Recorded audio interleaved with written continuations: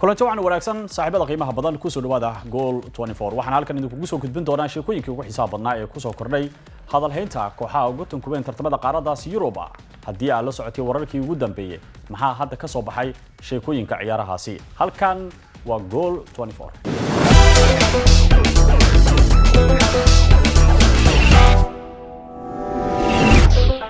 فريانكا caanka ah ee Connor ayaana markaa yiri waqtiga kan xaadirka Chelsea waxa lagu iibsan karaa qiimo gaariga 3 bilyan dhawaaqa ka soo yeeray Faryaankan ee u dhashay dalkaasi Ireland ee Connor ayaa waxa ay ku beegan tahay in waqtiga kan xaadirka uu indhaha caalamka u soo jeedinaya beeca kooxda kubadda cagta Chelsea maadaama maalqabeenka kooxda kubadda cagta Chelsea Roman Abramovich uu dhawaan xusay guud ahaanba in uu ka takhalusi doono mustaqbalka kooxda kubadda cagta Chelsea maadaama inta badan ay muuqanayso in cadaadisyo kala duwan uu kala kulmayo dawladda UK sidaas darteed waxa la leeyahay bilyaneera ka soo jeeda dalkaasi Britain ayaa waxa ay riixayaanba in guud ahaanba la sii adkeeyo cadaadiska la saarayo hantilaha kooxda kubadda cagta Chelsea Roman Abramovich Faryaanka ka soo jeeda Irishka ee Connor ayaa dhankiisa xusaya in waqtiga kan xaadirka ay suurtagal noqon karto in ay markaas sahmin doonaan mustaqbalka ku aadan kooxda kubadda cagta Chelsea waan isku dayi karnaa haddii wax walba la sameeyo waana la iibsan karaa ayaa laga soo xigtay Connor waxaana inta badan uu bartiisa Twitterka uu markaa ku baahiyay war qoraal uu ku qoray barta WhatsAppka saas darteeda Connor ayaa yiri Chelsea waxa lagu iibinayaa adduun 3 bilyan waa inaan iibsanaa waqtiga kan xaadirka agaasimaha kooxda kubadda cagta Paris Saint-Germain Leonardo ayaana markaa beeniyay wararka sheegayaba in waqtiga kan xaadirka kooxda kubadda cagta Paris Saint-Germain ay u soo bandhigtay Kylian Mbappé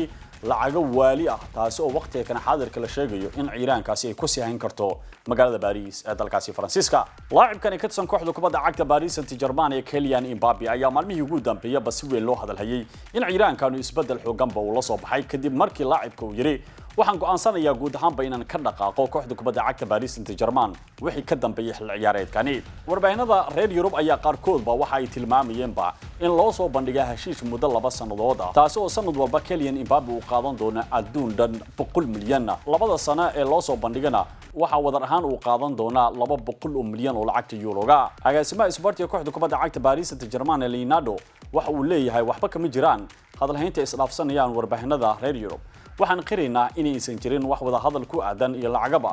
ee loo soo bandhigay xidigaasi Kylian Mbappé ayadoo sidoo kale laacibkan la leeyahay mushaar ahaan waxa toddobaadkii loo soo bandhigay adduun 799 kun oo lacagta banka ah xilli ay xiiseynayso kooxda kubadda cagta Real Madrid ee ka dhisan horyaalka liigaha dalkaasi Isbaanishka 23 jirkan reer Faransa Kylian Mbappé ayaan markaa u muuqan kara guud ahaanba inuu ka dhaqaaqi doono kooxdiisa PSG marba haddii ay isku soo fahmeen maamulka kooxda kubadda cagta PSG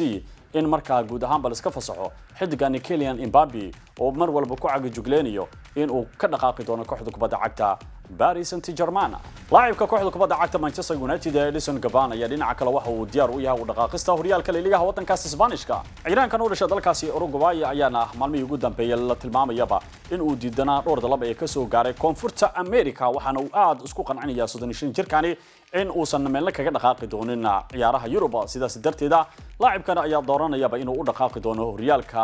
liiganka wadankaasi Faransiiska gaar ahaan waxa uu leeyahay waxaan aad u xiisaanayaa inaan markaas soo gabagabeyn doono mustaqbalka Stadia Old Trafford ee kooxda Manchester United The Guardian waxa ay qoraysaa in xidigan Edinson Cavani markaa uu hanqaltaagayo inuu u dhaqaaqo kooxda kubadda cagta Atletico Madrid bishii January-na waxa uu mar ciyaaryahankan uu qarka u saarnaa inuu u dhaqaaqo Stadia Nou Camp ee kooxda kubadda cagta Barcelona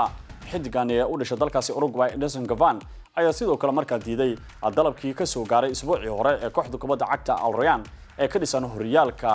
dalkaasi Saudi Arabia iyo sidoo kale waxa uu diiday Edinson Cavani dalabkii kale ee kooxda kubadda cagta Inter Miami ee ka dhisan horyaalka MLS-ka dalkaasi Mareykanka waxa uu Edinson Cavani uu doonayaa waayihiisa ciyaareed inuu ku soo gabagabeyn doono mid ka mid ah kooxaha ka dhisan Europa kooxda kubadda cagta Manchester United ayaa mar walba waxa ay albaabka u garaacaysaa inay la soo wareegaan dalabka xidiga Christopher sida laga soo xiganayo madaxa suuqinta kooxda kubadda cagta Manchester United waxa uu tilmaamayaa United-ka wali ay ku rajoogto fursad ku aadanba inay la soo wareegaan xidiga Christopher Nkunku ciiraankani ayaana si weyn kaga dhex muuqanaya horyaalka Bundesliga wadankaasi Germany laacibkani ayaa dhacdo yaab leh ka sameynaya horyaalkaasi waqtiga kan xaadirka waxa uu kooxdiisa u suurtagelinayaa 25 gool 13 kalena waa uu ka caabiyay 36 kulan oo tartamada oo dhan u saftay kooxda kubadda cagta RB Leipzig waxaana loo arkaa ciiraankaasi mid way aragnimo xoogan u leh kubadda cagta sidaas darteeda waxa isbuuciyadii ugu dambeeyay la xiriirinaya laacibkani Christopher Nkunku kooxaha ka dhisan horyaalka wadankaasi Ingiriiska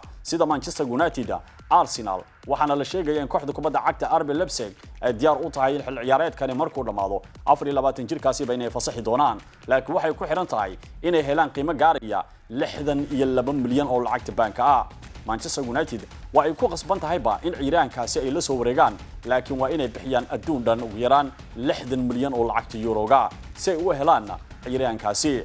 laacibkani Christopher Nkunku ayaa shakhsiyan aad u danaynayo inuu u soo dhaqaaqo horyaalka wadankaasi Ingiriiska. heshiis ahaan kooxdiisa RB Leipzig waxa uu ku xiran yahay tan iyo bisha June ee sanadka 2024 laakiin in ka yar 6 milyan ma muuqanayso in uu ugu dhaqaaqi doono istaadiyaha Old Trafford. laacibkani kooxda RB Leipzig ee Christopher Nkunku.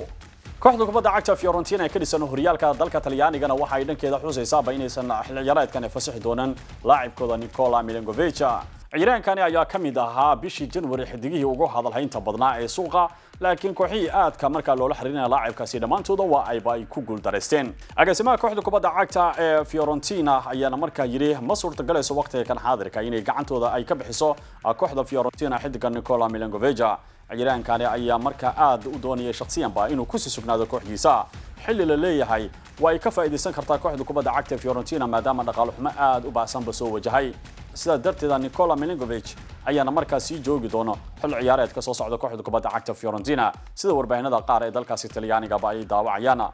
laacibkani Nikola Milenkovic ayaa kooxda kubadda cagta Fiorentina garoonkeeda cag dhigtay sanadii 2017 waxaana heshiiskiisa uu ka dhacayaa xil ciyaareedka soo socda waana arinta koowaad oo ay damacsan tahay kooxda kubadda cagta Fiorentina ka hor inta uu sadhamaan wada hadalkiisa uu kula joogo kooxda Fiorentina inay markaa u soo bandhigi doonaan heshiis waqti dheer ah haddii lagu guuldareysana laacibkani guud ahaanba waa uu ka dhaqaaqi doonaa markuu dhamaado xil ciyaareedkani wada hadalka heshiis kordhinta ayaana markaa la rajeynayaa ka hor inta uusan dhamaanin xil ciyaareedkani. ugu dambeyntiina kooxda kubadda cagta Borussia Dortmund ee ka dhisan horyaalka Bundesliga wadankaasi Germany ayaa markaan u sii dhawaanaysa dalabka ku aadan xidiga Timo Werner ee ka tirsan kooxda kubadda cagta ee Chelsea. ciyaaraankan ayaa labadii maalmood ee ugu dambeysay kooxdani Borussia Dortmund ay si weyn u hadalhaysay iyadoo markaa la sheegayo in lagu daray daabacada dhowrka xidig oo ay doonayso Borussia Dortmund inay la soo wareegaan markuu dhamaado xil ciyaareedkani. laacibkani ka tirsan kooxda kubadda cagta ee Chelsea Timo Werner ayaa aad markaa ugu fashilmay mustaqbalka kooxda kubadda cagta ee Chelsea maxaa yeelay laacibkani ayaa 2 sano ka hor markaa ka dhaqaaqay horyaalka wadankaasi Germany asagoo ku biiray kooxda kubadda cagta ee Chelsea adduun dhan 48 milyan oo lacagta banka sidaas darteeda 25 jirkan ayaa horay u cadeeyay in uu ka dhaqaaqi doono kooxda kubadda cagta Chelsea garoonkeeda Stamford Bridge. madaxa isboortiga kooxda kubadda cagta Dortmund waxa uu leeyahay Timo Werner dib ayaan ugu soo celin doonaa oo waxaan doonaynaa dhacdooyinkii kala duwanaa oo markaa ka muujinaya horyaalka Bundesliga wadankaasi Germany in markaa calankiisa uu ka baban doono. Werner sidoo kale waxa aad u xiiseynaysa kooxda kubadda cagta ee Barcelona ee ka dhisan horyaalka La Ligaha wadankaasi Isbaanishka ka hor inta aysan la wareegin laacibka hore Arsenal ee Aubameyang. ciyaaraankan ayaa hadda la leeyahay Borussia Dortmund ayaa ugu cadcad oo waxaaba hadda dhamaanaysa inay markaa soo afjaraan wada hadalka ku aadan xidigaasi oo maalmaha food inagu soo haya ayaana markaa la rajeynaya 25 jirkaasi kooxda kubadda cagta ee Chelsea ka tirsan Timo Werner in heshiis shakhsiyad la gaari doonto kooxda kubadda cagta Borussia Dortmund waa sida markaa hadalhayntuba ay tahay laakiin waxay kooxda kubadda cagta Dortmund ilaa hadda aysan ka hadlin qorshaha ugu weyn ee qiimaha ay u diyaarinayso kooxda kubadda cagta Chelsea si ay markaa kaga soo wareegaan ciyaaraankaasi Timo Werner. tan iyo wararka xiga intaynuu dib dambe u kulmi doono waa saaxiibkii Maxamed Ibrahim Biyo waa idin ku dhaafaya sida iyo nabad galyo.